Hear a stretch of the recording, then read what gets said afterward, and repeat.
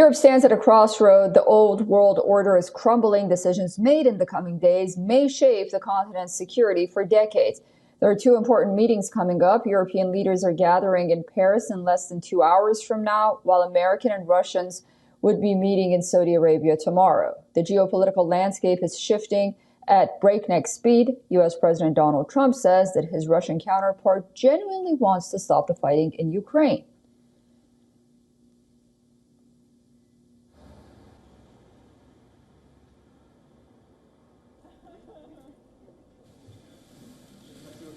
I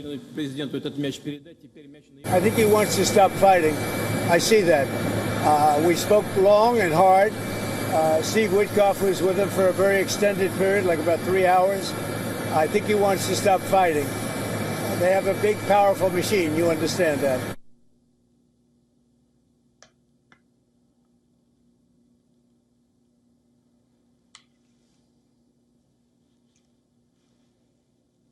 The United States has orchestrated direct talks with Russia in Riyadh, Saudi Arabia, bypassing European allies. Moscow says why Europe should be on the table. The European philosophy has not gone anywhere, so I don't know what can they do at the negotiation table.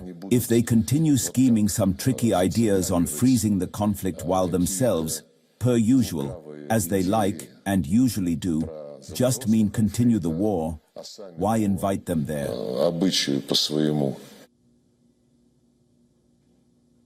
Already reeling from U.S. Vice President's onslaught in Munich, where he blasted European leaders while seemingly ignoring Russian aggression in Ukraine, shocked the gathering.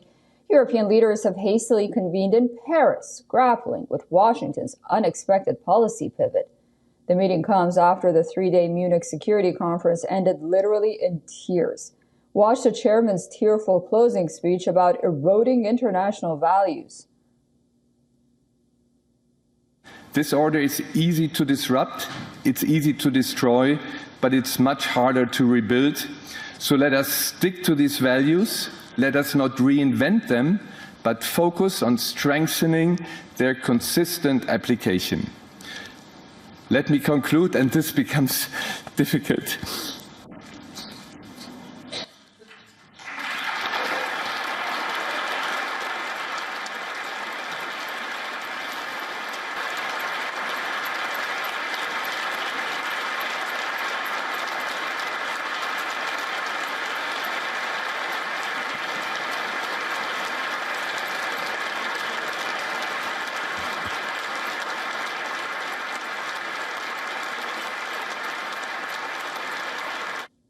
Now, the Paris meeting brings together heavyweight players, leaders from France, Germany, Italy, Britain, Poland, Spain, the Netherlands, and Denmark, alongside EU and NATO leadership.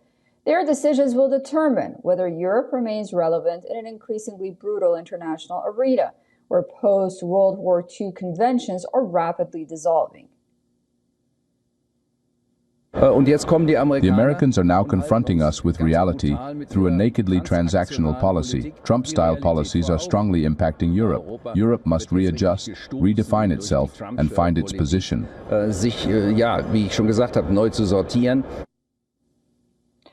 fundamental challenge lies in Europe's capacity to meet what its leaders describe as a generational security threat. Success demands immediate military investment, renewed political unity, and acceptance that the transatlantic partnership, Europe's cornerstone since 1945, may be permanently altered. All right, for more on this, we are being joined by Dr.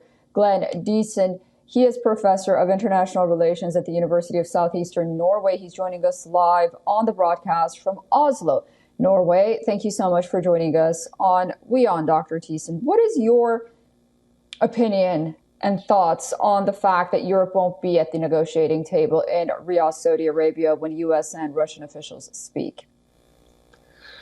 Well, I think it makes sense for the Americans and the Russians because they really want to make a deal. And the key demands of the Russians is that there will be no NATO expansionism to Ukraine, and also there has to be acceptance for the territorial concessions. The United States recognize that this is just reality, and every day they wait with such a peace agreement will only be a worse and worse deal. The problem is that the Europeans, they seem to have very unrealistic demands. They're still talking about NATO membership. Also, they didn't do any diplomacy for the past 3 years. They put a full boycott on any diplomacy and negotiations. And they still express very open hostility to the idea of negotiations, instead suggest just sending more weapons. So it's feared by both the Americans and the Russians that the Europeans would likely be spoilers. They would just seek to undermine the negotiations. So I think both Moscow and Washington has reached a conclusion that it's better just to cut out the Europeans, because Europe has also become less and less relevant over the past, especially the past 3 years. So there's not really that much need to have them there, I think, is the main thoughts coming from, again, both Washington now and Moscow. Europeans are very keen on having these gatherings in Europe, the Munich Security Conference, and now they're migrating to Paris for talks. Where does Europe stand at this point? What should it do? Well, this is a very bad place where they're standing. At this point, they're not allowed to join the negotiations, but they can't even host the negotiations because we don't have neutral states in Europe anymore. Traditionally, they would meet in Helsinki, Geneva. This is no longer the possibility. I think it's important for Europe to recognize where its irrelevance comes from. And indeed, when it was decided to redivide the continent after the Cold War, and hence starting the Cold War by expanding NATO, I think there was very obvious from then on that conflicts would unavoidably start with Russia. And we've been moving towards this since the 90s. And when you have conflicts, the logic of a military alliance is that the Europeans will become more dependent on the United States, and the US can then translate this security dependence into loyalty, both economic and political loyalties. So we've now seen over the past few years that the Americans can demand that the Europeans cut them off from other economic centers of power, be it Russia and China, which is important for Europe's development. It can even destroy the European energy infrastructure, cannibalize European industries, and even threaten to take European territory, as we see now with Greenland, without the Europeans being able to do anything. So Europe's becoming more dependent, deindustrialized, it's in economic decline, its geopolitical relevance diminished. So what it needs to do is first end this military dividing lines in Europe, bring this to an end, and very basic security. If you want other countries to recognize your security interest, you have to recognize theirs as well. And then, of course, they should revive the idea, the benefits of actually having the EU. That is, they should digitalize their industries, they should use some collective bargaining power. But at the moment, I think the EU has become a big burden for Europe, given this very strong ideological stance it has on key issues. And my final question is, ideologically, with elections in so many European capitals on the way, do you think that the people of Europe are a bit frustrated as well with these policies? And do you see a more tilt to the right?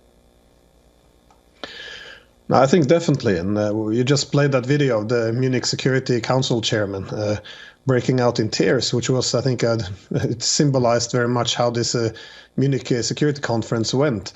And this is what happens in a Europe where the main where the countries aren't actually standing up for their basic national interest.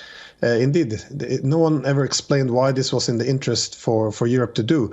We already knew that this whole war could have been avoided if we just accepted some basic security interests for Russia, that is not expand the hostile military bloc to its borders. But instead, we have now political leaders who still want to continue a war, even though the Ukrainian population doesn't want the war, can fight against the world's largest nuclear power, a war that can't be won and which we have already lost. And, they want to continue to double down, even though this is devastating the European economies.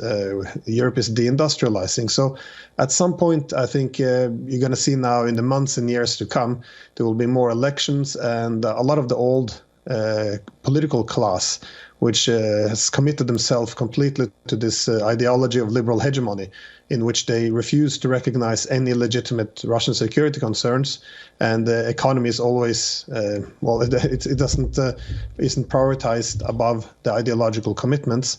I think they will see themselves losing more and more support from the public, and when a country doesn't pursue its national interest, you will see a vacuum emerge. And this vacuum is now being filled by forces, political groups, both on the left and the right, who doesn't have the same ideas about what what Europe should be. So I think new powers are coming into play, and I think it's very necessary for Europe, because we have a whole political class who's been ideologically wedded to the idea of liberal hegemony, and they can't really seem to decouple from it. So the big changes has to come, and I think we need a new political class for it. Dr. Glenn Deason, thank you so much. I really enjoyed our conversation. Nothing like a healthy dose of realism on a Monday morning. I look forward to speaking to you again very soon. Thank you. Likewise. For all the latest news, download the WION app and subscribe to our YouTube channel.